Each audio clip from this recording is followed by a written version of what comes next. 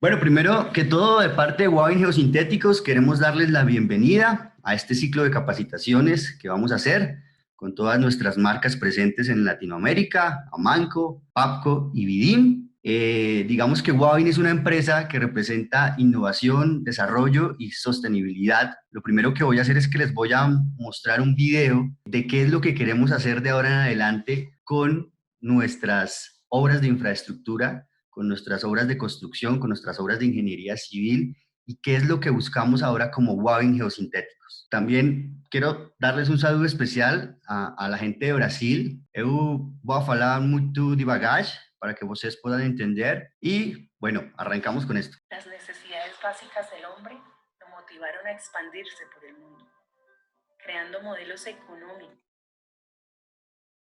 y sociales que le permitieron adaptarse y evolucionar, impulsándolo a desarrollar nuevas técnicas para la construcción de vías y medios de transporte. Al principio fue cuestión de supervivencia, ahora es una cuestión de responsabilidad ambiental. ¿Sabías que el 40% de la emisión de CO2 se genera por la construcción tradicional de obras de infraestructura? Pues al utilizar materiales pétreos no renovables, se contribuye al calentamiento global. Por esta razón, te recomendamos utilizar geosintéticos para la construcción de obras. Te permitirán disminuir la emisión de la huella de carbono, disminuir los tiempos de ejecución en un 40%, aumentar la durabilidad de las vías hasta 5 años más, aumentar la rentabilidad de proyectos en un 50%. Los geosintéticos revolucionaron la forma de construir infraestructura sostenible, con soluciones innovadoras que cuidan el agua y conservan el suelo, las cuales han evolucionado, consolidándonos como los mayores fabricantes de geosintéticos en Latinoamérica, operando bajo sistemas internacionales de control de calidad que nos ayuda a desarrollar la tecnología verde. El planeta quiere algo diferente. Soluciones que construyen un mundo mejor. Bueno, digamos que este es en resumen lo que nosotros como Wavin Geosintéticos queremos aportar a la humanidad y queremos desarrollar en las obras de infraestructura y en las obras de ingeniería civil. Pero muchos de ustedes pues tienen familiaridad con las marcas de Papco, de Amanco, de BIM, pero no se familiarizan con Wavin. Bueno, les voy a contar quién es Wavin y por qué todos estamos migrando a esta nueva marca para vernos mundialmente reconocidos. Bueno, Wavin en realidad fue una empresa que se fundó hace más de 70 años y fue la pionera en desarrollar tuberías a presión de PVC e instalarlas en Holanda más o menos allá por el año de 1955. Actualmente, Wavin cuenta con una academia de investigación donde muchísimos ingenieros que forman parte del departamento de tuberías y de geosintéticos están pensando en innovar para crear nuevos productos que desarrollen nuevos sistemas más eficientes y nuevas formas de hacer ingeniería. Tanto así que en esta academia se desarrolló el sistema de asfaltos o pavimentos plásticos. Nosotros los conocemos como plastic roads. Estos sistemas tienen grandes ventajas. Una, y la principal, es que estos sistemas se están fabricando con material reciclado que se está extrayendo de todos los océanos, o sea, todo el plástico que está llegando a los océanos nosotros lo estamos extrayendo y lo estamos modelando para fabricar estos sistemas de plastic robots. En realidad lo que se busca es reemplazar la carpeta asfáltica. Inclusive en Holanda, en este momento, ya se instaló un tramo de prueba, que es una ciclovía, una ciclorruta. Esta ciclovía o esta ciclorruta está siendo monitoreada para ver el comportamiento y para ver los diferentes procesos a los que va a estar sometida durante su vida diaria y evaluar de que el producto va a ser, uno, certificado y dos, que lo podemos sacar a la venta sin ningún problema. En México también se está instalando ya una vía urbana, una vía de bajo tráfico. Inicialmente, digamos que esta tecnología está orientada a ser instalada donde vamos a tener bajos tráficos. La idea, pues, es empezar, como lo dice el video, a desarrollar infraestructura sostenible para las futuras generaciones. Esta es una fotografía real de nuestra ciclovía instalada en Holanda. Bueno, pero ¿qué nos trae el día de hoy? Como ustedes se pudieron dar cuenta, nosotros contamos con muchas soluciones con geosintéticos que principalmente lo que buscan es generar optimización en diferentes campos de la ingeniería civil. Hoy principalmente pues vamos a hablar del tema de estructuras de contención y de cómo las estructuras de contención con geosintéticos pues pueden optimizar los proyectos utilizando los materiales locales y reduciendo los costos y optimizando los procesos de construcción. ¿Ok? Entonces, nos vamos a enfocar principalmente en esta aplicación. Entonces, nosotros en todos los proyectos, o en la mayoría de los proyectos que nosotros tenemos a nivel latinoamericano, o que estamos trabajando, que los estamos acompañando a ustedes a nivel latinoamericano, siempre tenemos una meta. ¿Y cuál es la meta? Optimizar nuestros proyectos, hacer que nuestros proyectos sean más rentables, tener menores tiempos de ejecución y poder aprovechar la mayor cantidad de recursos que nosotros tenemos dentro de nuestra misma obra. Entonces, por esa razón, creo que una de las cosas en las que podemos optimizar más nuestros proyectos, en las que podemos generar mayor valor agregado de nuestros proyectos, es en las estructuras de contención con geosintéticos. Nosotros los conocemos como muros en suelo reforzado. ¿Cómo lo hacemos? ¿O cómo podemos optimizar? Primero, el tipo de estructuras. Podemos modificar muros en concreto o muros que tienen mayores costos por muros en suelo reforzado, ¿sí? Incluso podemos llegar a recortar la distancia de los puentes para colocar muros en suelo reforzado como acceso a estos puentes. Haciendo un promedio en nuestra América Latina, el metro lineal de una vía, de una rodovía, cuesta sobre un puente, apoyada sobre un puente, cuesta aproximadamente 15.000 a 20.000 dólares, mientras que el metro lineal de una rodovía o de una vía apoyado sobre un muro en suelo reforzado cuesta entre 1.500 y 2.000 dólares. Esto quiere decir que si nosotros utilizamos estructuras de aproximación con muros en suelo reforzado, como les voy a mostrar el día de hoy, estamos optimizando el 90% de los costos de nuestras obras o de nuestros proyectos. Entonces, este sería un proceso de optimización que nosotros podemos tener. ¿Cuál sería el otro? Oye, el aprovechamiento de los materiales que tenemos en nuestras obras.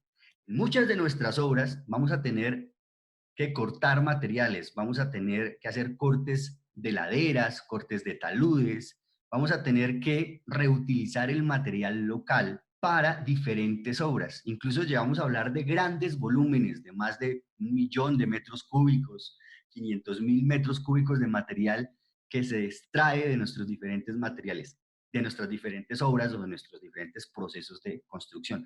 Qué bueno sería que estos materiales nosotros los pudiésemos utilizar en otra aplicación dentro de nuestra misma obra civil, dentro de nuestro mismo proyecto.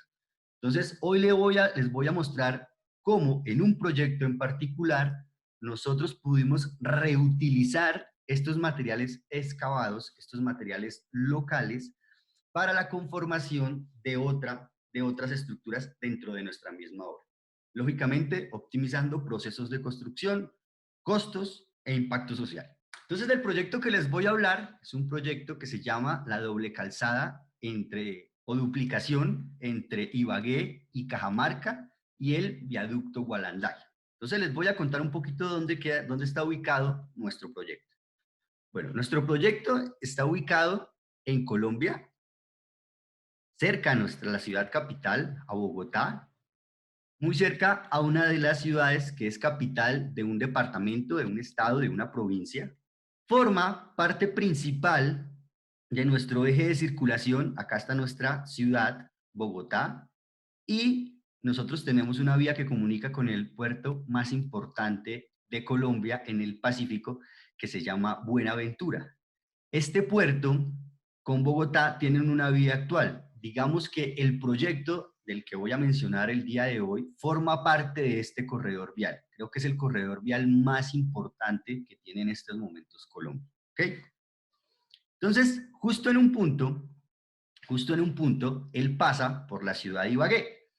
Pero, como en muchos de los casos que nosotros tenemos a nivel latinoamericano, él no atraviesa nuestras ciudades, sino que él tiene una variante que se llama la variante Ibagué, ¿sí? Al partir de este punto, que se llama Puente Conveyba, la vía viene en una doble calzada o duplicación de rodovía. A partir de este punto, únicamente hay un carril, dos carriles de circulación en un sentido, o un carril de circulación en cada sentido. Entonces se está construyendo una duplicación, una ampliación de banca de vía para conectar con otras vías que están más adelante. ¿Okay? Les voy a hacer un pequeño recorrido por el proyecto para que ustedes puedan observarlo y contarles, digamos, entre otras aplicaciones que se utilizaron con geosintéticos y, digamos, para que ustedes tengan más claro el panorama de con qué nos enfrentábamos, con qué topografía nos enfrentábamos, con qué tipo de suelo nos enfrentábamos y cuáles eran nuestros principales retos en este proyecto. Muy importante, una información muy relevante de nuestro proyecto. Entonces, este es un proyecto de una APP o una PPP, como se conocen en otros países, que es una asociación público-privada, donde las empresas privadas colocan un dinero y las empresas estatales colocan un dinero, se conoce como APP-JICA, ¿ok? Tienen total 35.1 kilómetros de longitud, consta de 2 unidades funcionales distribuidas en 5 tramos. En este momento ya se está finalizando la construcción de la unidad funcional 1, donde están los tramos 1, 2 y 3. El tramo 1 consta de aproximadamente 10.8 kilómetros, el tramo 2 es la variante, se conoce como la variante Boquerón, y el tramo 10 es un viaducto muy grande que se conoce como Puente 20, que está hacia la final de nuestra unidad funcional. En todo este proyecto, o en todos estos tramos, en realidad, muy enfocados en la unidad funcional 1, que como les digo tiene 10.8 kilómetros, se construyeron aproximadamente más de 40 estructuras en suelo reforzado con geotextil tejido. La metodología que se utilizó para diseñar y para construir estos muros en suelo reforzado con geotextil tejido fue la metodología ASTO LRFD, ¿ok? La que utiliza factores de carga y factores de reducción para el diseño de nuestras estructuras. Entonces, como les dije, les voy a dar un recorrido por nuestro proyecto muy rápidamente para que ustedes lo conozcan y les voy comentando pues algunas anécdotas que hemos tenido. Aquí es nuestro inicio de proyecto, Puente Conveyba. Toda esta zona instalamos en nuestra duplicación geotextiles de separación y geotextiles de refuerzo, geotextiles tejidos. Después empiezan tramos donde lo que hicimos fue reducir los puentes, entonces toda esta zona lo que hicimos fue que se construye puente donde es necesariamente puente por topografía. Si se dan cuenta, la topografía que tenemos es completamente abrupta, es muy quebrada. Entonces construíamos puente y construíamos muro en suelo reforzado, puente, muro en suelo reforzado. Muchos de los tramos fue necesario construir box culvert viales y box culvert para pasos hidráulicos. Esos box culvert se manejaron a un sistema de drenaje con geodren vial, con geodren planar, con sistemas de drenaje con geosintéticos.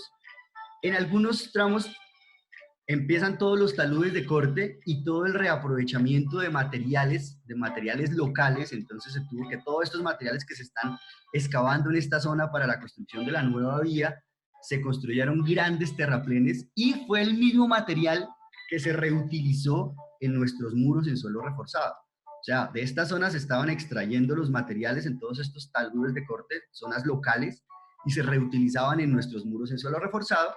Y finalmente, el proyecto, como les decía, termina en un viaducto que tiene aproximadamente 800 metros y conecta con nuestra vía actual. El otro proyecto que es muy cercano a este, que les voy a hablar, es el viaducto Gualanday. Es un viaducto que se inauguró hace poco en Colombia, uno de los más largos en el país, que sirve para conectar y para continuar con todo el circuito que tenemos en doble calzada o doble circulación. Bueno, pero vamos a empezar desde lo básico para hablar de nuestro proyecto y les voy a contar cómo llegamos a todo lo que ustedes vieron anteriormente, ¿sí? Cómo lo logramos, cuáles fueron los retos a los que nosotros nos vimos expuestos. Bueno, vamos a empezar desde lo básico, ¿sí? Vamos a salir desde cero para contarles cómo se diseñó, cómo se proyectó todo nuestro proyecto y cómo volvimos nuestras soluciones o cómo optimizamos nuestras soluciones. Primero vamos a hablar del tema de la geología. Esta es Ibagué, la ciudad que les comentaba. Digamos que toda esta zona cerca de Ibagué, pues ha sido afectada históricamente por la zona o las cuencas del río Magdalena. Entonces tenemos muchos depósitos aluviales, muchos depósitos fluvio-torrenciales, y también la zona es el eje cafetero en Colombia, entonces también fue afectada por fenómenos volcánicos y fenómenos piroclásticos, entonces tenemos principalmente rocas ígneas, ¿ok? Entonces tenemos el abanico de Ibagué, ¿sí? El abanico de Ibagué, que es un depósito fluvio-torrencial, principalmente, que era con uno de los suelos que nosotros estábamos tratando. Tenemos rocas intrusivas, principalmente el batolito de Ibagué, y tenemos rellenos antrópicos. Claro, hace muchos años se construyó la vía actual.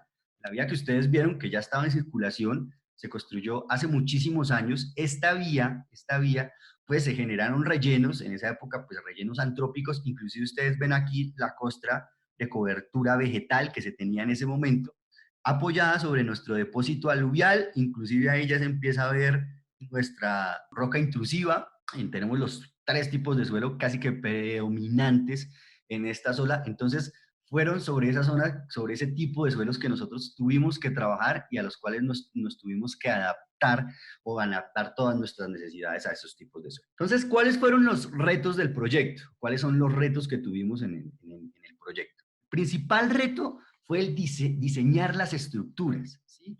O cuáles eran las estructuras que estaban proyectadas. Como les digo, este es uno de los proyectos que pasa en muchos proyectos, que el tema financiero pues era muy elevado, entonces lo que querían era reducir costos y empezar a aprovechar los recursos que nosotros teníamos en obra o los recursos que nosotros teníamos en obra. Entonces, ¿qué estaba diseñado? ¿Qué teníamos en este momento? Teníamos unos muros con geomallas muy esbeltos, ¿sí? Unos muros en concreto muy rígidos, unos elementos de cimentación profunda, como lo ven acá. Tenemos un muro solo reforzado con geomallas, separaciones de 30 centímetros, separaciones con unos espesores muy bajos, ¿sí? Tenemos pilotes para la estabilización global, tenemos pernos activos, tenemos pernos pasivos. Entonces teníamos estructuras en realidad muy costosas y el material local no nos funcionaba para poder rellenar nuestro muro en suelo reforzado con geomallas. Entonces teníamos que acudir a una cantera, a una pedrera, para poder utilizarlo de relleno en nuestras estructuras existentes. Estructuras que, como les digo, eran muy robustas y tenían sistemas de anclaje y sistemas de estabilización, pues muy costosos para el proyecto, ¿ok? Y la otra es que teníamos muchos puentes, ¿sí? Casi que en todo, si se dan cuenta, esto tiene una pendiente máxima aproximadamente en esta dirección hacia el río Conveiva, de aproximadamente bueno, más bien, una pendiente máxima de unos 70 grados, una pendiente promedio de unos 45 grados. Entonces, acá, donde estábamos muy cerca del río, pues se proyectó la construcción de puentes. Sin embargo, existían zonas donde nosotros podíamos recortar el puente y construir muros en suelo reforzado con el material local, con el material de sitio. Y esto fue lo que se hizo, ¿sí? En muchos casos se recortaron los puentes y se construyó muros en suelo reforzado porque la topografía no lo permitía, el suelo de fundación no lo permitía y teníamos los materiales necesarios para realizar. ¿Cuál fue el siguiente reto? Los materiales de relleno y los materiales locales o los materiales de corte. Nosotros en realidad teníamos todo tipo de materiales. Si se dieron cuenta, pues teníamos una geología muy variada. Entonces teníamos todo tipo de materiales. Teníamos materiales como afirmados, materiales muy finos y materiales arenosos.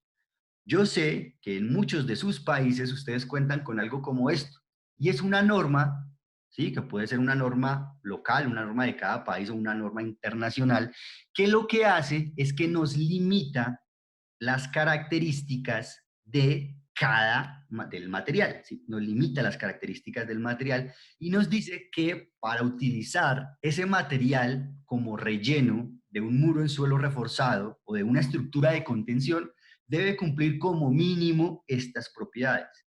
En muchos casos, en casi la mayoría, cuando nosotros hacemos la construcción de un proyecto nuevo, los materiales locales o los materiales de corte se salen, ¿sí? Están por fuera de esta normativa, de estos limitantes. Entonces, la misma norma, si ustedes la verifican en cada uno de sus países, dice, o hay un párrafo que dice, ustedes pueden emitir como diseñadores, como constructores, como interventoría, una especificación particular, una especificación que avale la utilización de esos materiales de corte que están por fuera de estas características. Eso fue una de las cosas que nosotros hicimos en este proyecto. Entonces, teníamos unas características que lógicamente se salían de estos parámetros. Les voy a mostrar, teníamos muchos cortes de materiales locales. Esos cortes en materiales locales los queremos reutilizar, los queríamos aprovechar. Pues en la primera caracterización de estos materiales locales, vean, tenemos unos índices de plasticidad relativamente altos y teníamos un pasatamiento 200 superior al 50%. Entonces, esto se nos sale un poco de los materiales que nosotros, más bien, que nos limita la norma, o la norma en cada uno de nuestros países, en Colombia, en Brasil, en Argentina, en Perú, en Centroamérica, en México. Digamos que se sale de esto. Entonces, era necesario emitir una especificación particular para poder utilizar estos materiales. Pero ojo, no es suficiente con emitir una especificación particular.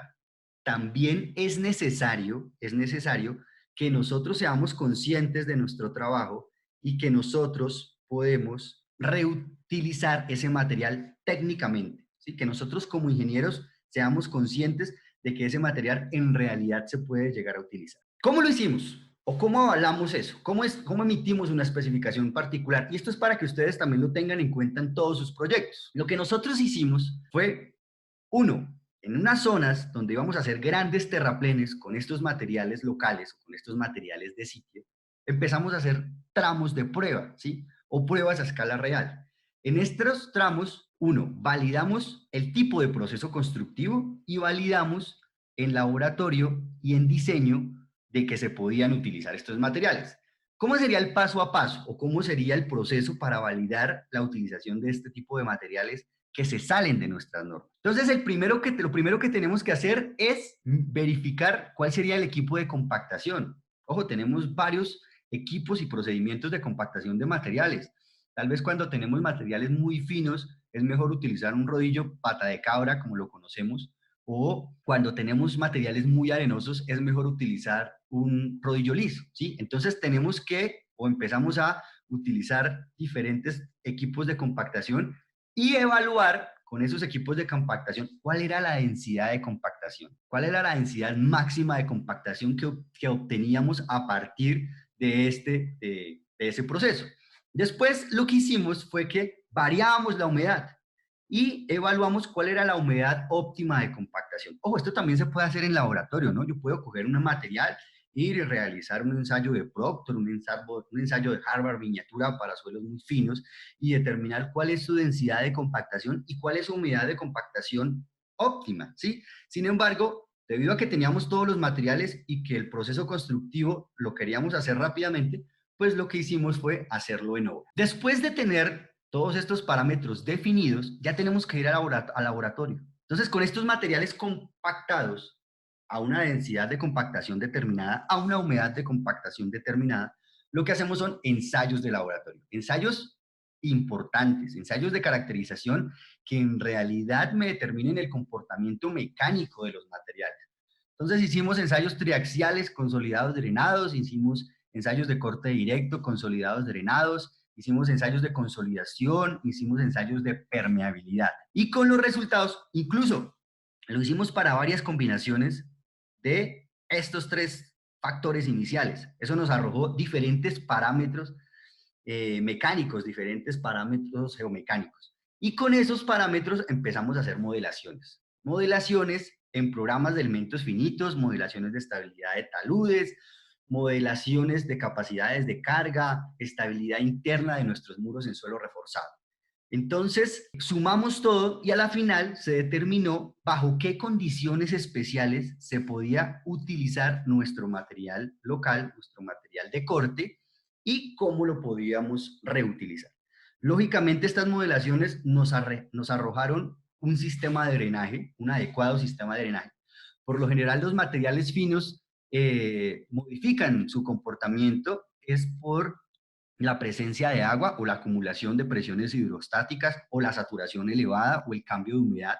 Entonces, fue necesario, partiendo de nuestras modelaciones, en algunos casos intensificar el sistema de drenaje con teorem planar, que lo vamos a ver más adelante, con colchones drenantes, bueno, con todo tipo de soluciones para el sistema de drenaje. Eso nos arrojó un montón de resultados en nuestros ensayos, que son más o menos como estas, en nuestros ensayos de consolidación, en nuestros ensayos de triaxiales, y a la final pues pudimos validar el comportamiento de nuestros materiales y que podían ser utilizados en la conformación de nuestros muros en suelo reforzado. Bueno, hay una cosa, y es que no todos los materiales que excavamos en la obra o en el proyecto tenían estas características. Hubo otros materiales que tenían unas características, digamos que con tendencia arenosa, como lo ven acá. Esta es la caracterización de otros materiales de corte en otras zonas del proyecto. Entonces, estos materiales en realidad sí cumplían o sí estaban dentro de los estándares de nuestra norma, sin embargo, eran materiales muy, muy arenosos. En este caso, lo que nos tuvimos que tener presente fue la densidad de compactación. Al ser tan arenosos, nosotros no lo podemos llevar a una densidad del 95, superior al 95 o el 95% del Proctor, sino que tenemos que llevarlo a una densidad cercana al 90, porque más allá de que yo le pase el cilindro de compactación 1000 veces, pues no va a ser posible alcanzar estas densidades. Entonces, ese fue el cuidado que tuvimos y también fue necesario emitir una especificación particular para este material en cuanto al proceso de construcción. Un material completamente arenoso que se extraía principalmente de los suelos residuales del batolito de Ibagué. ¿Cuál fue nuestro tercer gran reto? Oiga, listo, ya habilitamos los materiales, tenemos los materiales disponibles, pero, señores, tenemos que ver la topografía que nosotros tenemos, entonces tuvimos que hacer diseños en temas de estabilidad interna, de estabilidad global, de cimentaciones, en algunos casos muy especiales, que se los voy a contar cuando hablemos de nuestros casos de obra. Tuvimos que definir cuáles eran nuestras posibles deformaciones, que digamos que es uno de los más grandes retos cuando tenemos este tipo de suelos. Y algo muy importante, tuvimos que definir el tipo de refuerzo. Claro, tenemos que optimizar al máximo geométricamente y en estabilidad nuestras estructuras. Como tenemos que hacer esas optimizaciones, nuestro tipo de refuerzo se vuelve primordial. ¿Qué refuerzo o qué tipo de refuerzo utilizamos? Entonces les voy a contar algo que pueden utilizar para todas sus obras o para las obras que ustedes estén diseñando. Nosotros en el mundo tenemos dos tipos de refuerzo para muros en suelo reforzado, unos que son las geomallas, ¿sí? Y las otros que son los geotextiles.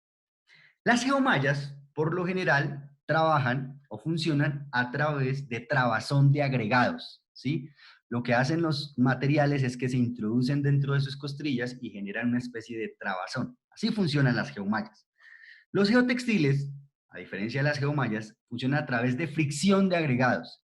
Entonces, los materiales que yo coloco en la parte superior generan fricción en el contacto con el geotextil y es lo que mantiene mi estabilidad, ¿sí? Entonces, teníamos que definir cuál era el mejor geosintético que podemos utilizar para este proyecto. ¿Cuál es el mejor geosintético que podemos utilizar para cada uno de sus proyectos? ¿Sí? ¿Cómo lo podemos hacer? Entonces, sabiendo que uno trabaja por trabazón y sabiendo que el otro trabaja por fricción, lo primero que tenemos que determinar es, oiga, el material de relleno de mi estructura de contención, de mi muro en suelo reforzado, ¿qué hace? ¿Trabaja por trabazón de agregados o trabaja por fricción de agregados? ¿Cómo lo hacemos o cómo determinamos eso? Entonces, si nuestro porcentaje que pasa por el tamiz número 4 es menor al 50%, nosotros tenemos estas gravas, esta brita. Esto nos va a generar trabazón de materiales. Nuestro ángulo de dilatancia va a ser muy alto. Entonces, es mejor, no es camisa de fuerza, pero es mejor utilizar una geomalla. ¿Por qué razón? Es mejor utilizar una geomalla Ojo, aquí hay algo muy importante. Nosotros tenemos en el mercado, o se tienen en el mercado dos tipos de geomallas. Una geomalla coextruida, ¿sí? Y una geomalla tejida. Y les voy a decir por qué existen diferencias entre las dos y por qué cuando tenemos este tipo de materiales es mejor utilizar una geomalla.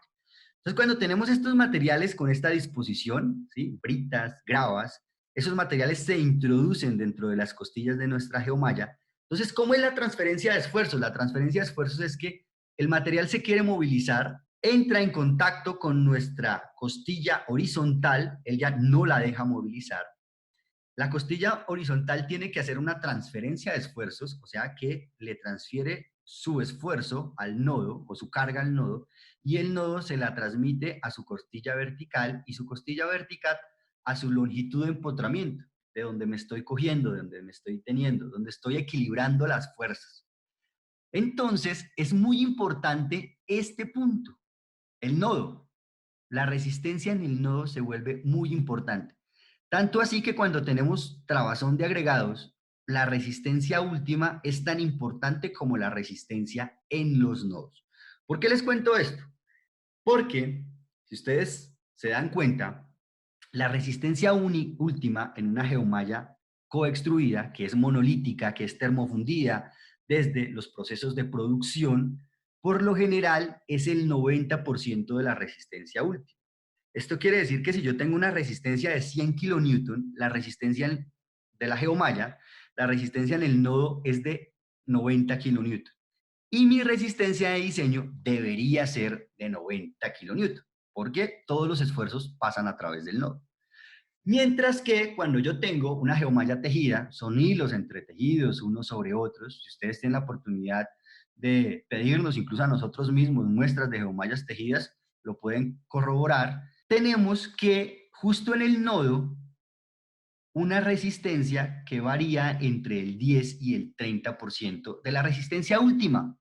Esto quiere decir que si nosotros tenemos una geomalla que tiene una resistencia de 100 kilonewton, en realidad en el nodo vamos a tener una resistencia máxima de 30 kilonewton metro. La resistencia de diseño, o la con la cual yo debería entrar a diseñar, sería esos 30 kilonewton en el metro. Es por esa razón que en muchos casos ustedes observan, y se debería hacer así, que las resistencias de las geomallas son elevadísimas, más superiores a 400, 500, 200, bueno, depende del proyecto, 200, 300 kilonewton metro de resistencia, pero que nosotros podemos llegar a utilizar geomallas coextruidas o geotextiles tejidos de menores resistencias que las geomallas, porque ellas en realidad están, de las geomallas tejidas, porque ellas en realidad están trabajando con su resistencia en el nodo. Estas altas resistencias lo que hacen es que pues nosotros nos salgamos un poquito del costo de nuestro proyecto. Por esa razón, sinceramente, yo recomiendo, aunque manejamos todos los tipos de productos que les he mostrado acá, yo les recomiendo que si vamos a utilizar una geomalla que funciona por trabazón, entonces utilicemos una geomalla coextruida. ¿Ok? Volvamos al proyecto. Entonces, cuando yo tengo un material por fricción o que me va a trabajar por fricción, entonces en este caso es lo contrario.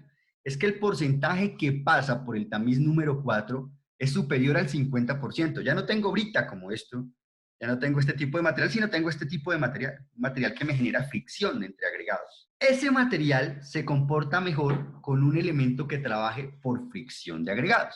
En este caso, un geotextil tejido, ¿sí? Un geotextil tejido de diferentes configuraciones o de diferente forma, ¿ok? Entonces, el geotextil se instala en contacto con toda el área de mi material de relleno. Si se dan cuenta, tengo un material muy fino, ¿sí? Este es el proyecto en el que estábamos conversando, ¿sí? Tengo un material muy fino. Ese material muy fino tiene que estar en completo contacto con mi elemento de refuerzo. Entonces, es por esa razón que se vuelve más viable técnicamente utilizar un geotextil tejido, ¿ok?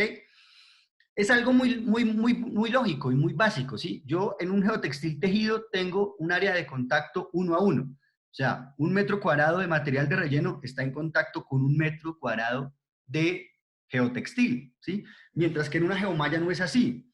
En una geomalla, pues 1 metro cuadrado de material de relleno más o menos está en contacto con 0.3 metros cuadrados de geosintético de refuerzo, de geomalla. Entonces, la interacción que se genera con el geotextil es mucho mejor y es mucho mayor que la interacción que se genera con una geomalla cuando tengo ese tipo de materiales que generan fricción de agregados. Como ustedes se pudieron dar cuenta, en nuestro proyecto, tanto los materiales muy finos como los materiales arenosos cumplen con la condición de que el pasatamiz 200, que el pasatamiz número 4 era superior al 50%, por esa razón era mejor para nuestro proyecto utilizar un geotextil tejido. La otra cosa, el tema de las deformaciones. Acuérdense que una de las cosas que nosotros evaluamos inicialmente, o que se evaluaron inicialmente en nuestro proyecto, fue cómo controlar las deformaciones con la utilización de materiales que están por fuera de nuestras normas, ¿sí? De materiales locales. Entonces, un ejercicio que tuvimos que hacer fue primero evaluar cómo podíamos calcular la deformación lateral de nuestros muros. Esta formulita o esta integral que ustedes ven acá es una integral que aparece en muchos datos bibliográficos y en muchas normas internacionales de cómo calcular la deformación lateral de nuestras estructuras entre la base y la altura máxima. Por eso aquí está 0 y aquí está h. Pero si se dan cuenta, las variables de las cuales depende de nuestra deformación son la relación de Poisson, el K activo, el empuje activo de nuestra masa, la altura total, la base, el módulo de elasticidad de nuestro material de relleno, el peso de nuestro material de relleno y, por lógicamente, derivado respecto a h. ¿Ok? Eso lo que nos hace pensar es que, oiga, ¿cómo así? La deformación lateral no depende de nuestro geosintético. En realidad, todos los valores y todas las variables que están incluidas dentro de esta integral, ningún caso menciona el geosintético. Bueno, nosotros en realidad al inicio no creímos eso, entonces montamos en un programa de elementos finitos un análisis de deformaciones laterales para evaluar cuál era nuestro comportamiento. Si nosotros variábamos las resistencias o las propiedades de nuestros geosintéticos que están acá, ¿sí? Nuestro módulo, nuestra resistencia a tensión, nuestra interacción con el geosintético, digamos que no teníamos mucha variación en las deformaciones laterales. Sí habían, pero habían deformaciones de micras, de milímetros, deformaciones muy bajas, las variaciones. Mientras que si variábamos cualquiera de estas variables que ustedes tienen acá, dentro de nuestro modelo de análisis, encontrábamos que las variaciones que tenemos laterales eran relativamente altas. Eso quiere decir que las deformaciones dependen principalmente no de nuestro material, bueno, sí, de validar nuestro material de relleno, de que se pueda utilizar como material de relleno, pero principalmente de nuestro proceso constructivo. Porque ¿dónde yo alcanzo una densidad óptima en nuestro proceso constructivo? ¿Dónde yo alcanzo un módulo de elasticidad óptimo en nuestro proceso constructivo? Entonces se vuelve muy importante que nosotros realicemos procesos de constructivos adecuados para que estas propiedades que nosotros definimos en laboratorio o que definimos en campo a escala real, pues se mantengan en el paso del tiempo y no se presenten deformaciones laterales. Si nosotros lo hacemos correctamente, no vamos a tener ningún problema en nuestras estructuras. Y nuestras estructuras van a perdurar en el tiempo. Bueno, nuestro cuarto y último reto. ¿Cuál fue nuestro cuarto y último reto? Nuestro cuarto y último reto fue, oiga, vamos a hacer cortes temporales, tenemos que mantener el tráfico de vehículos, tenemos una vía existente, ¿sí? La vía, como les mencionaba, más importante de Colombia. Entonces teníamos que mantenerla en operación o tenemos que mantenerla en operación. Entonces toda la construcción de nuestras estructuras pues tenían que ir adecuadas a mantener en operación la vía, tanto nuestros muros para duplicación de rodovías como nuestros muros como acceso a puente en la misma ampliación a doble calzada. Bueno, ya después de haberles contado todos los retos que tuvimos en nuestro proyecto, les voy a contar algunos casos. Como les dije, se construyeron más de 40, si no estoy mal, aproximadamente unas 53, hasta el momento se han construido unas 53 estructuras de contención en muros en suelo reforzado, utilizando nuestros materiales de sitio, utilizando nuestros materiales locales, ¿sí? O reutilizando nuestros materiales locales y haciendo optimización a los diseños y a las obras inicialmente planteadas. Entonces les voy a mostrar 5 casos de estudio de todos estos 50 casos de estudios que teníamos o que tenemos, desde ya pues súper invitados, si necesitan conocer más información del proyecto que estos 5 casos de estudios, pues con muchísimo gusto nos contactan a cada uno de sus agentes en cada uno de sus países y a través de ellos les hacemos llegar toda la información que ustedes requieran de este proyecto, de otros proyectos, o incluso los podemos acompañar como acompañamos el diseño y la ejecución de este proyecto. ¿Ok? Entonces les voy a mostrar 5 casos, ¿sí? 5 casos, pues digamos que 5 casos relativamente especiales que nosotros tuvimos, que son el muro 2, muro 8 y 9, muro 22, acceso al viaducto Gualanday y los muros de acceso a piloteadora, que va a ser el último caso que digamos que tiene algunas condiciones especiales. Entonces, en el muro 2, bueno, esta es la zona donde vamos a hacer la duplicación de nuestra vía, de nuestra rodovía, ampliación a doble calzada, ¿sí? En esta zona teníamos, para la construcción de la vía actual, se generaron unos rellenos antrópicos o unos rellenos naturales de material local hace más o menos unos 30 años. Y acá justo en este punto teníamos una pendiente transversal de aproximadamente unos 70-75 grados. Entonces teníamos unas condiciones especiales para la conformación de este muro en suelo reforzado que a la final alcanzó una altura de más aproximadamente 12 metros.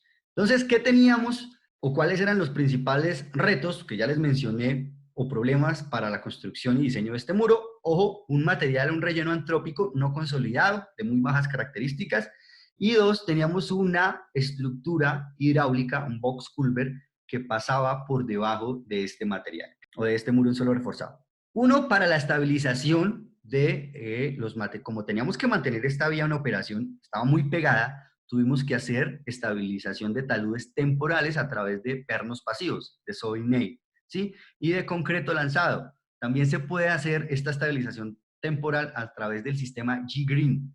Aprovecho, igual se los voy a mencionar al final, pero el sistema que reemplaza el concreto lanzado, el sistema G-Green, vamos a hacer un geotraining el próximo viernes. Desde ya todos están súper invitados para que asistan.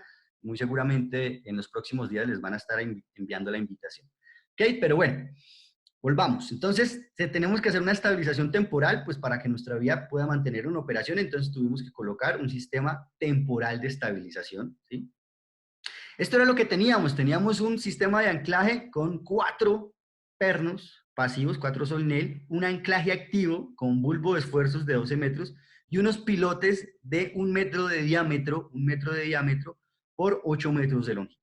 Nosotros, partiendo de que teníamos un suelo complicado y unas pendientes muy complicadas, lo que hicimos fue que aumentamos las bases y diseñamos un muro escalonado con geotextil tejido, sistema de drenaje, colchón drenante en la parte inferior, geoderen planar, que ya lo vamos a ver, en el trasdos del muro, y sistemas de drenaje interno con geotextiles tejidos, a la final un manto de control de erosión, un manto TRM 500, y con únicamente 2 pernos o 2 soil nail para la estabilización, o sea, pasábamos de 4 a 2, eliminábamos el anclaje activo gigante que se tenía y únicamente construíamos 2 filas de micropilotes o microestacas, como lo llaman en Brasil, microestacas de 12 metros de longitud, pero de 0.3 metros de diámetro. O sea, eran mucho más económicas que las que teníamos actualmente. Con eso, pues pudimos validar la construcción de nuestro muro en suelo reforzado. Lo primero que se hizo fue estabilizar los taludes de corte temporales, ¿sí? Se construyó el box culvert, o sea, adecuó el box culvert existente para el paso de agua de una alcantarilla de la vía actual. Se colocó o se hincaron los pilotes o los micropilotes, las microestacas, en la zona donde era necesaria, porque no era necesario en todo el muro, sino únicamente en una zona. Se colocó una viga de amarre en toda la zona de los micropilotes y después de esta viga de amarre empezamos con la construcción de nuestro colchón drenante. Nuestro colchón drenante es material de grava, brita, redondeada o brita angular, envuelta en un geotextil no tejido que sirve para aliviar los niveles freáticos y disipar las presiones hidrostáticas. Lógicamente todo esto iba acompañado de un sistema de drenaje sobre el talud existente o sobre nuestros taludes de corte y un sistema de drenaje redondeando nuestro box culvert, ¿ok? Todo este es el proceso de construcción. Acá ya llevamos aproximadamente 4 metros, ¿sí? aquí están las volquetas o los camiones que vienen y dejan el material o arrojan el material dentro de nuestro muro en suelo reforzado. Nuestro geotextil tejido de refuerzo, más o menos en este caso tiene una resistencia de 100 kilonewton metro para un muro de 12 metros de altura. Nuestro sistema de drenaje, nuestro box culvert por debajo de la estructura, no hay ninguna limitación para que estructuras hidráulicas pasen por debajo de nuestros sistemas de muros en suelo reforzado. Nuestros sistemas de anclaje y todo el proceso de construcción con nuestras formaletas temporales, extensión de material, y después viene el equipo de compactación y compacta los materiales. En este caso se estaban utilizando camadas o capas de 50 centímetros de espesor o de comprimento, y se compactaban capas o camadas de 25 centímetros, o sea, se compactaban dos capas de 25 y se extendía el geotextil de refuerzo, ¿ok? Y finalmente, pues esto es lo que tenemos, un muro, este es el muro, este es nuestro muro, toda la duplicación o la ampliación a doble calzada, y nuestro muro se protegió, como les mencioné, con un manto de control de erosión, un manto TRM 500, para la degradación UV y para la vegetalización del talud. Otro de los casos, muro 8 y 9, un muro de uno de los más largos, en total más o menos se construyeron entre 3, o se han construido entre 3 y 4 kilómetros de muros de suelo reforzado en este proyecto. Este es uno de los más largos, tiene 400 metros de longitud. Esto era la inicial, un muro muy esbelto con capas de 30 centímetros de geomallas, donde pues teníamos una estabilización con pernos. Lo que nosotros hicimos fue eliminar toda la estabilización con pernos, eliminamos toda la estabilización con pernos, incluimos un sistema de drenaje adecuado. Ojo, en estos muros se estaba planteando la utilización de materiales de pedreras, de canteras. O sea que el proyecto tenía que ir a una pedrera, a una cantera y comprar el material y traerlo. Claro, porque como se estaban utilizando geomallas, como yo les conté, las geomallas necesitan un material especial. Entonces, para generar pues su mejor interacción, entonces ellos tenían que coger y comprar ese material y venir y compactarlo. No podían reutilizar el material de sitio, tenían que comprar un material. Entonces, pues el costo de este sistema pues era muy elevado. Nosotros modificamos todo el sistema, eliminamos la estabilización con pernos y utilizamos el material local con muros en suelo reforzado. Aquí hay una diferencia. Este constructor, que es Colpatria, el anterior era Mincivil, los nombro pues y de paso les agradezco pues por toda la información que nos han suministrado. Colpatria lo que hizo es colocar sacos rellenos de tierra orgánica, tierra negra, en cada una de las capas, y después venía y rompía los geotextiles y sembraba una semilla local, una semilla del área, y el muro empezaba a revegetalizar. Ya lo van a ver. Entonces lo que primero se hizo fueron las excavaciones temporales, ¿sí? Aquí está la vía en operación, eso lógicamente se tenía que diseñar. Se colocó todo el sistema de drenaje en la base, brita o grava envuelta en geotextil no tejido, con tuberías para que todo el agua que llegara acá a este sistema pues fuese evacuado.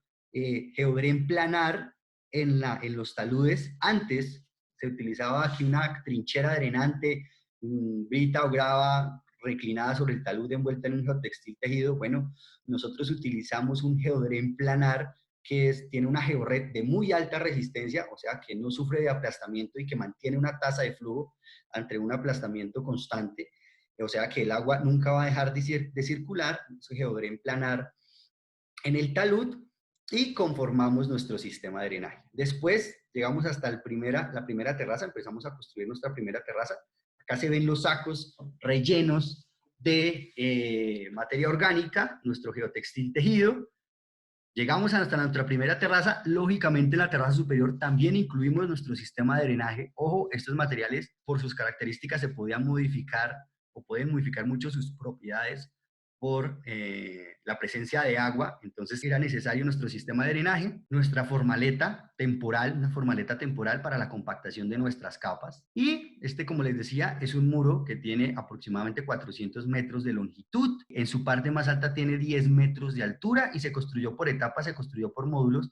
Sin embargo, cada uno de estos módulos y cada una de estas etapas pues se iban conectando entre sí para que las capas fueran constantes y para que el proceso de construcción fuese constante, manteniendo la vía en operación y utilizando los materiales locales. Finalizado el muro, pues se veía algo así, como ustedes ven, las capas de geotextil tejido, geotextil de 110 kilonewton de resistencia y un geotextil de 72 kilonewton de resistencia, pero se generó una revetalización natural. Aquí se empezó a generar la revetalización natural, como les decía, y finalmente, pues, si ustedes van en este momento, bueno, aunque ya está pavimentada la vía, se ve algo así, casi que, si se dan cuenta, con el entorno natural, el entorno verde, quedan completamente enfocados, ¿sí? Entonces, si tú vas y no conoces la historia, pues piensas de que eso es un talud natural, de que eso es un talud del complejo que tenemos en esa zona y no sabes de que es un muro en suelo reforzado, pues revegetalizado naturalmente.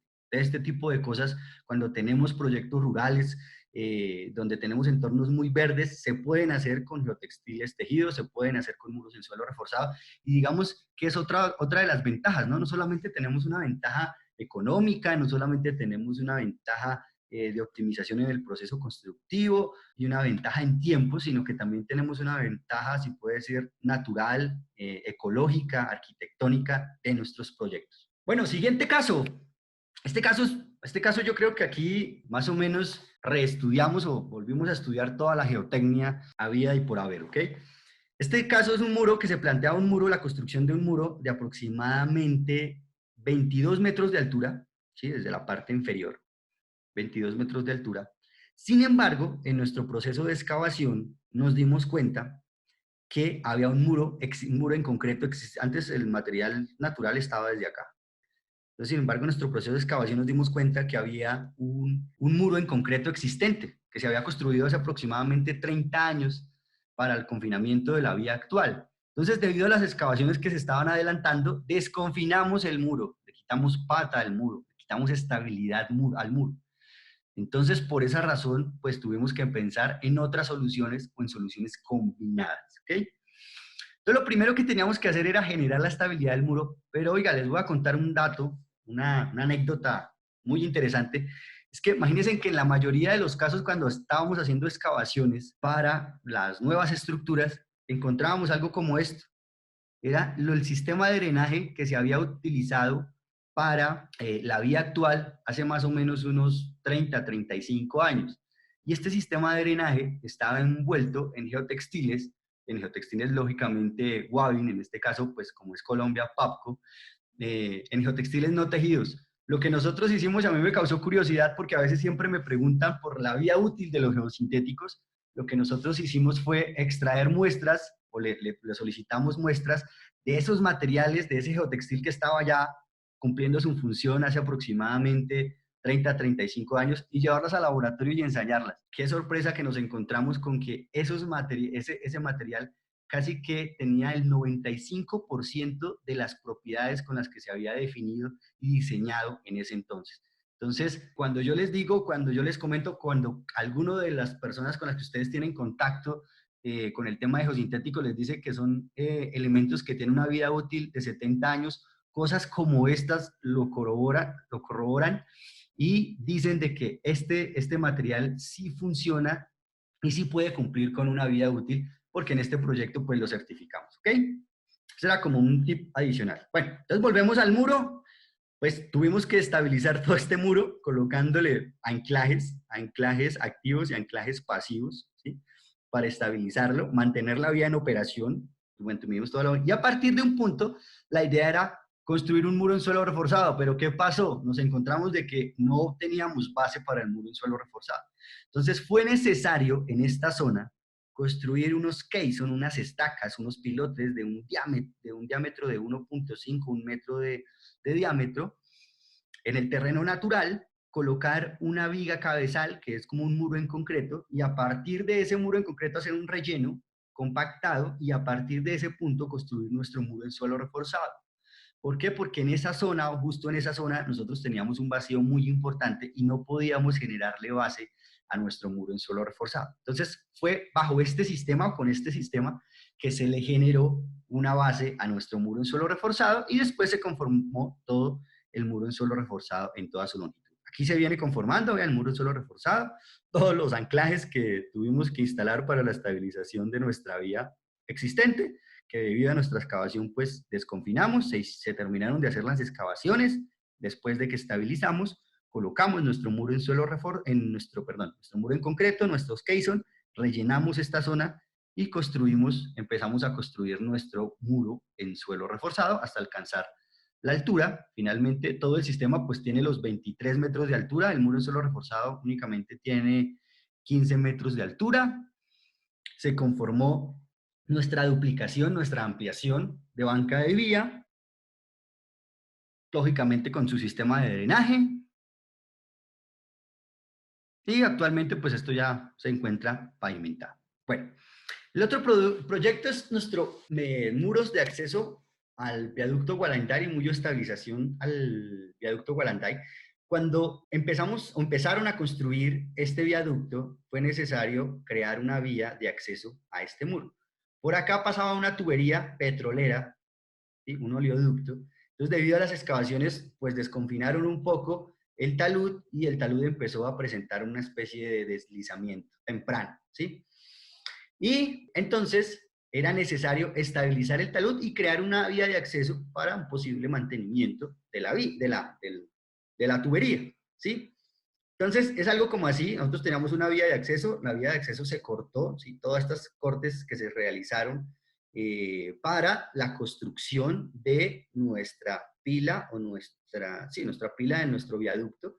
Aquí se instalaron varias estacas, varios pilotes para la construcción del viaducto. Después, pues como les digo, por las excavaciones se generó un proceso de inestabilidad, pero la idea era, con este muro en suelo reforzado, estabilizar el talud utilizando los materiales del proyecto que estábamos excavando, un montón de materiales y que cualquier estructura que en donde lo reutilizaran nos salía viable.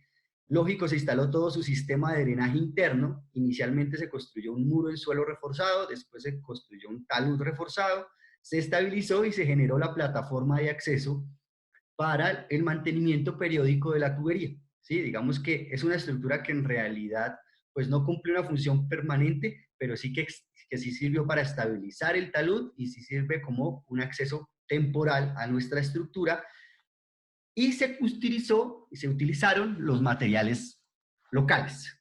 ¿Ok? Actualmente esta es nuestro muro de suelo reforzado para la estabilidad del talud, y con la misma tecnología se utilizaron o se construyeron los muros de acceso al viaducto, y toda la vía de acceso a este viaducto se utilizó o se construyeron a través de muros en suelo reforzado. Este es el momento que se inauguró el viaducto, que se le dio servicio al público, digamos que son los primeros vehículos que están pasando. Es una de las obras más importantes acá en Colombia, los viaductos Gualanday, si se dan cuenta hay dos, y toda la ruta de acceso se hicieron con estructuras de contención de muros en suelo reforzado, utilizando materiales locales. Bueno, por último, nuestro último caso, creo que uno de los más, o si no el más interesante que tenemos en este momento. Bueno, ellos proyectaban, como lo vieron en el video inicial, proyectaban la construcción de un viaducto, de un puente, aproximadamente de 800 metros lineales. Sin embargo, toda la topografía que nosotros teníamos en estos casos era una topografía supremamente difícil, supremamente quebrada, una topografía en las zonas de acceso, que vean las excavaciones que eran necesarias. Inclusive muchos de estos materiales de estas excavaciones fueron los que se utilizaron en nuestros muros en suelo reforzado, que les comenté anteriormente. El viaducto o puente salía desde este punto, o sale desde este punto y llega a este punto, ¿sí? Entonces necesitaban una ruta de acceso para las pilas o las estacas del puente, ¿sí? Pero ellos tenían un problema. Ellos, pues digamos que más que un problema, en realidad era una ventaja, pero que se convirtió en problema. Y es que ellos tenían, aquí el constructor fue Mincivil. Mincivil tenía tiene una piloteadora que pesa aproximadamente 200 toneladas, y para la operación de la piloteadora se necesitan grandes áreas, ¿sí? Entonces, debido a la topografía que se tenía, pues para crear un área para la piloteadora casi que teníamos que hacer unos cortes significativamente grandes, ¿sí? Algo así, casi que llevarnos o excavar toda la montaña, y pues esto ambientalmente era imposible. Entonces, Lo que se propuso inicialmente fue hacer unos cortes pequeños y con ese mismo material de corte hacer unos rellenos y construir un muro en suelo reforzado donde se iba a, o donde iba a operar la piloteadora, ¿sí? La que iba a clavar estas estacas, que iba a excavar estas estacas. Digamos que ese no fue el problema mayor porque pues se podía hacer un corte temporal y construir nuestro muro en suelo reforzado. El problema más grande es que los pilotes o las estacas se deberían construir a través de nuestro muro en suelo reforzado. Ustedes han escuchado en muchos congresos o en muchos datos, que les dicen que los geotextiles o los geosintéticos en general no pueden ser perforados ni pueden ser cortados porque, y más en su longitud de refuerzo, porque ellos pierden su funcionalidad. Eso lo teníamos claro, ¿sí? Eso lo teníamos claro en este caso, que no los podíamos cortar y que si nosotros hacíamos una excavación a través del muro, pues nosotros íbamos a cortar los geotextiles. Sin embargo, pues dijimos, nada es imposible, empecemos a hacer, hicimos pruebas a escala real, hicimos un montón de análisis en elementos finitos, un montón de cálculos para ver cuál iba a ser el posible comportamiento del muro en suelo reforzado una vez excavado o una vez atravesado por nuestra máquina, que ya está aquí, es esta que está acá, pesaba 200 toneladas, y cómo se iba a comportar, ¿sí? En el proceso constructivo. Creo que una de las cosas que más nos inquietaba era el proceso constructivo, porque pues era cuando yo estaba excavando y no he construido mi piloto, entonces ahí nos podía generar algún problema. Bueno, después de muchísimos cálculos que no voy a entrar en este momento a mencionar, como les digo, si necesitan alguna información más para complementarla, pues nos cuentan y con muchísimo gusto se las compartimos. Llegamos a la conclusión de que sí se podía construir nuestro sistema, de que teníamos que tener en el proceso constructivo algunos pasos especiales para que, por ejemplo, los pilotes quedaran en el centro del ancho de rollo o el ancho de la bobina, o el comprimento de la bobina de nuestro geotextil, y se hincaran o se excavaran a través o en esa zona, y se pudo validar la construcción de nuestro sistema, o sea, a través del muro en suelo reforzado se excavaban los pilotes, como lo ven acá, como se está excavando en este momento, casi en el borde del talud. Lógicamente, pues esto se dejó como una estructura temporal, mientras que el proceso constructivo, nosotros lo que dijimos fue, una vez ustedes terminen el proceso constructivo, pues incluso este muro en suelo reforzado le puede llegar a generar una fricción negativa a los pilotos, o sea, una carga adicional. Esa se consideró en el diseño, o se tuvo en cuenta en el diseño, porque pues casi que pierde toda su funcionalidad. Aquí ya ven todo el nudo de pilotes o de estacas que se construyeron para construir el dado. Esta es la forma de construcción. Vean cómo ahí está excavando a través del muro en suelo reforzado. La piloteadora apoyada a 200 toneladas sobre el muro en suelo reforzado con el textil tejido y excavando directamente el pilote.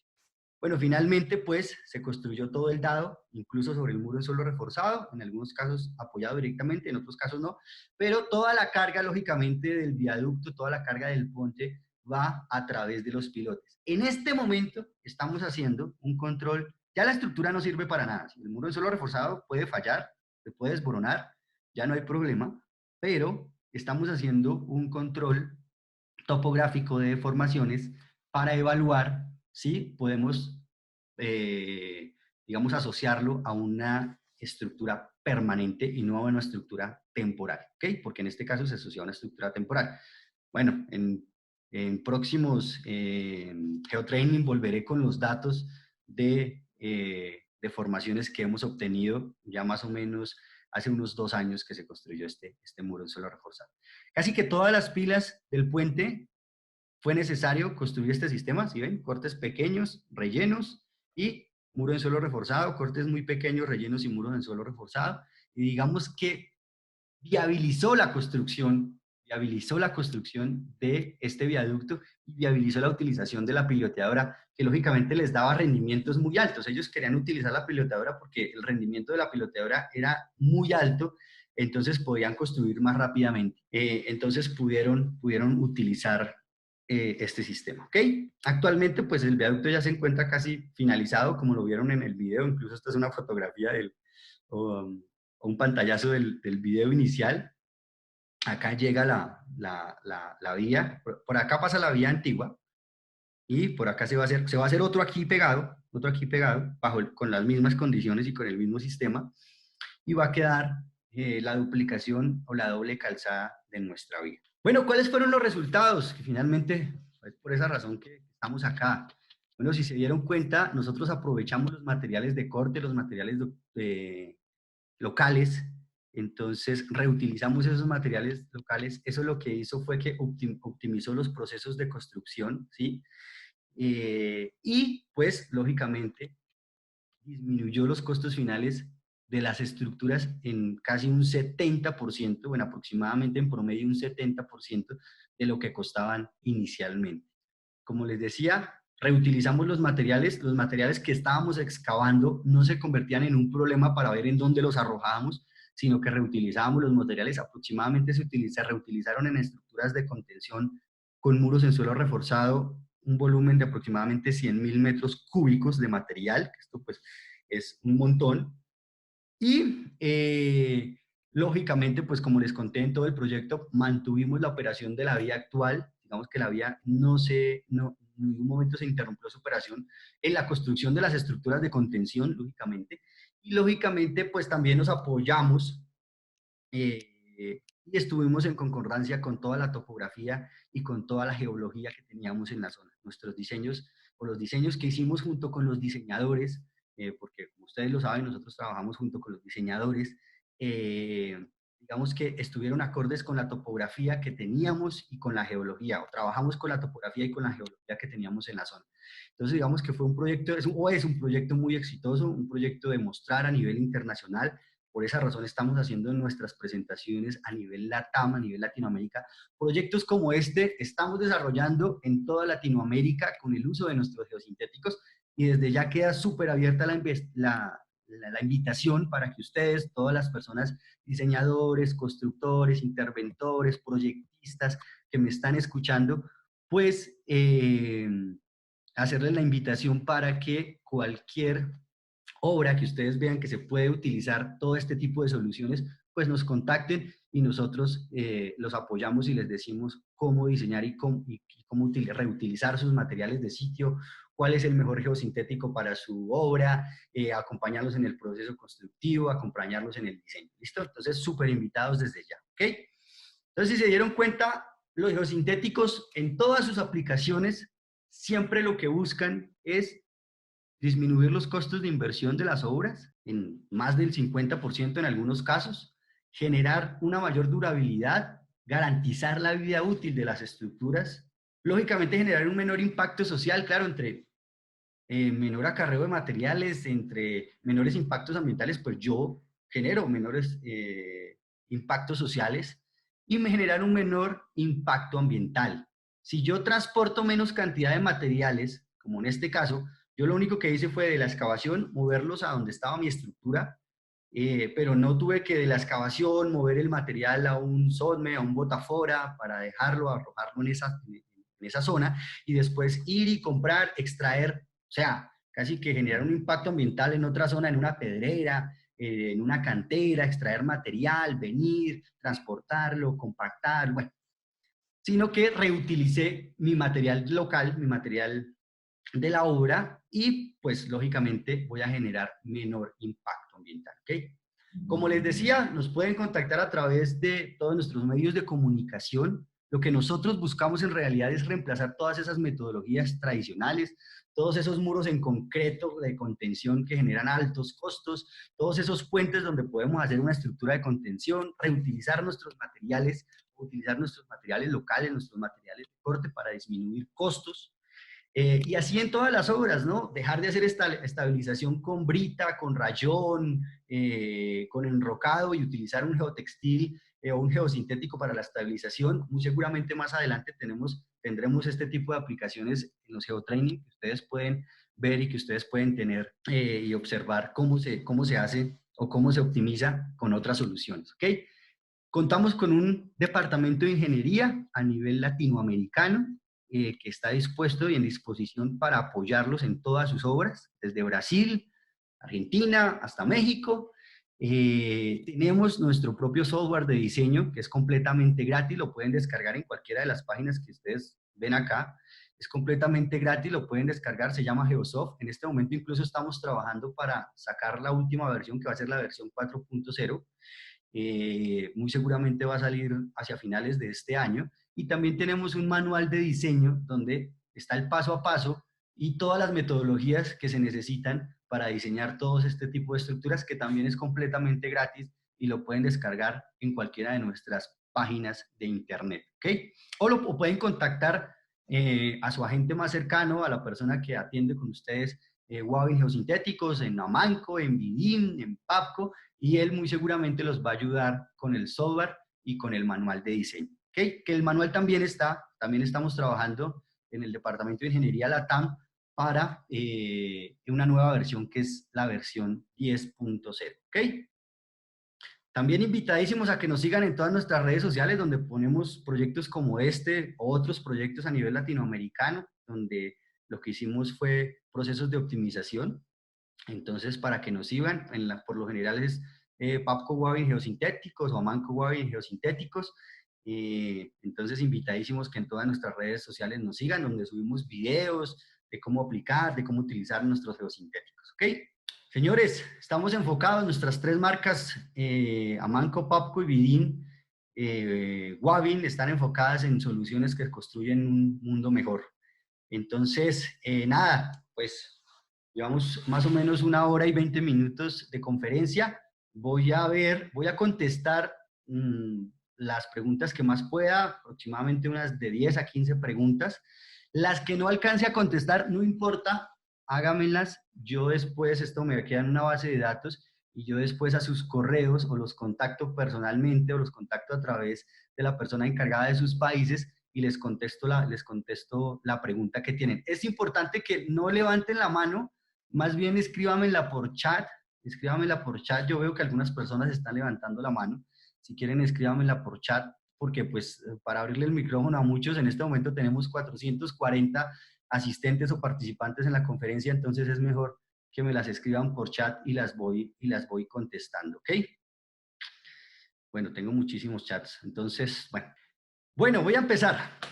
Si me pueden escribir de dónde me están escribiendo, mucho mejor, ¿sí? O sea, si me dicen, oiga, aquí por ahí alguien me escribió de Piura, Perú, bueno, qué bueno para leerlos. ¿Listo? Camilo García me dice, dado que los cortes se realizaron sobre un material piroclástico, cenizas, ¿cómo se obtuvo en cuenta el comportamiento de estos materiales que bajo peso unitario de flujo ha dado que el gradiente hidráulico en estos materiales? Bueno, Camilo, te voy a aclarar una cosa, en realidad ningún corte se hizo sobre cenizas volcánicas, ¿sí?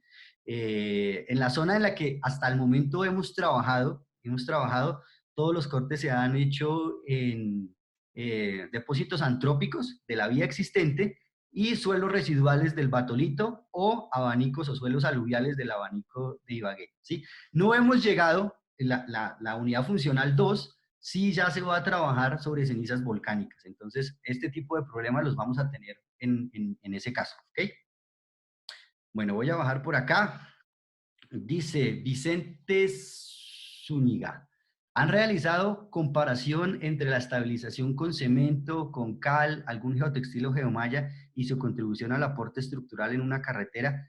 Claro que sí, Vicente. Digamos que el comparativo entre la estabilización de un suelo cemento, de un suelo cal y la aplicación de un geosintético a nivel principalmente de su rasante, de su leito, se ha realizado. Incluso, digamos que técnicamente podemos llegar a comportamientos muy similares, ¿sí? O sea, podemos llegar a CBRs a nivel de su rasante o CBRs equivalentes muy parecidos, y el costo comparado entre un suelo cemento, un suelo cal con una estabilización con un geosintético, pues es muy diferente.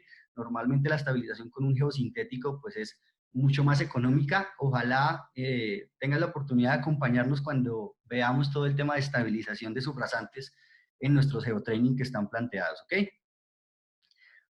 Bueno, vamos por aquí. Buenos días, uy, me perdí, espera. Buenos días, muchas gracias. Me pondré en contacto ya que traigo un muro interesante para realizar. Vale, muchísimas gracias a usted también. Se me perdió desde Tijuana, en Baja California, en México. Bueno, muchas gracias. Desde Lima, Perú. ¿Qué consideraciones se pueden dar con presencia de nivel freático permanente en caso de defensas ribereñas?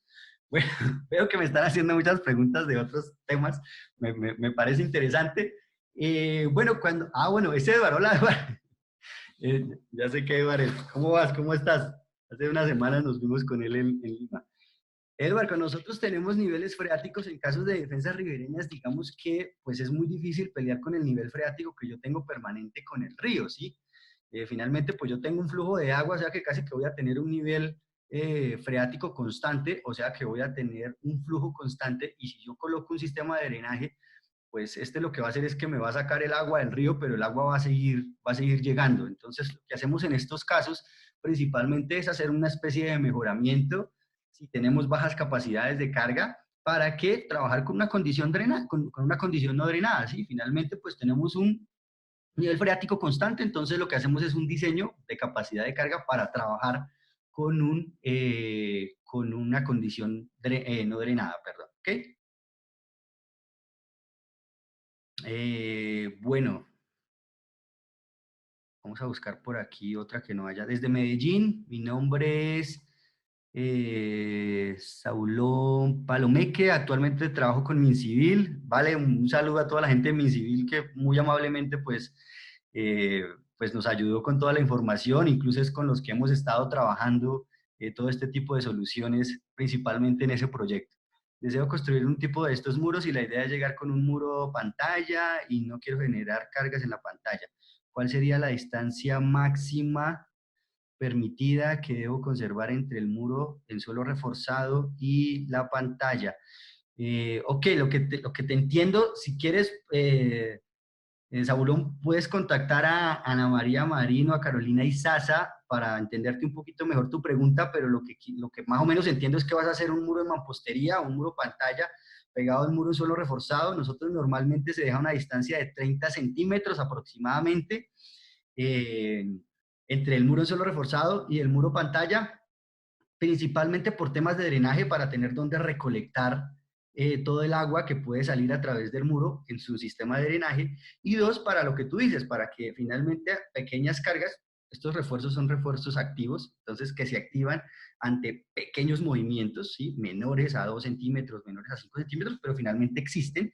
Entonces sí es importante que le des una separación. Normalmente la que manejamos es 30 centímetros, 20 centímetros está bien. Leandro, buenos días, gracias por la conferencia. Me gustaría tener más información acerca del aporte de la resistencia de los nodos de las geomallas en un muro en suelo reforzado, donde el refuerzo funcione por trabación. ¿Hay ensayos? Claro que sí, Leonardo, hay ensayos, hay bibliografía donde se demuestra que las geomallas, digamos que hay tres tipos de geomallas en realidad, ¿sí? Hay geomallas coextruidas, hay geomallas tejidas y hay geomallas soldadas. Las geomallas coextruidas, como te decía, llegan a una resistencia en los nodos de aproximadamente el 90% de su resistencia última. Las geomallas tejidas llegan a una resistencia de aproximadamente 30% de su resistencia última, y las geomallas soldadas no superan el 10% de la resistencia última. Acá prácticamente eso no funciona como una geomalla.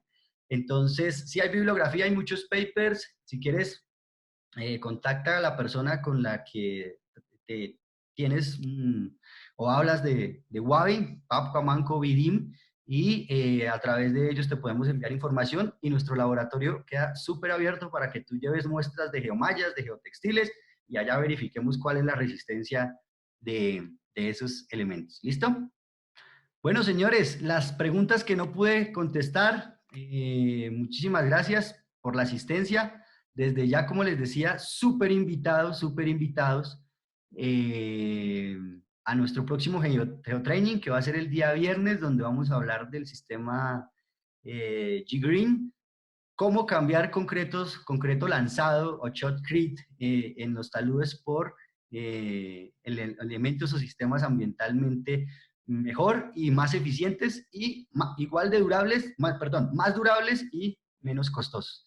Entonces, muchísimas gracias a todos, que tengan un muy buen día, que sigan pasando sus aislamientos, sus cuarentenas de la mejor forma.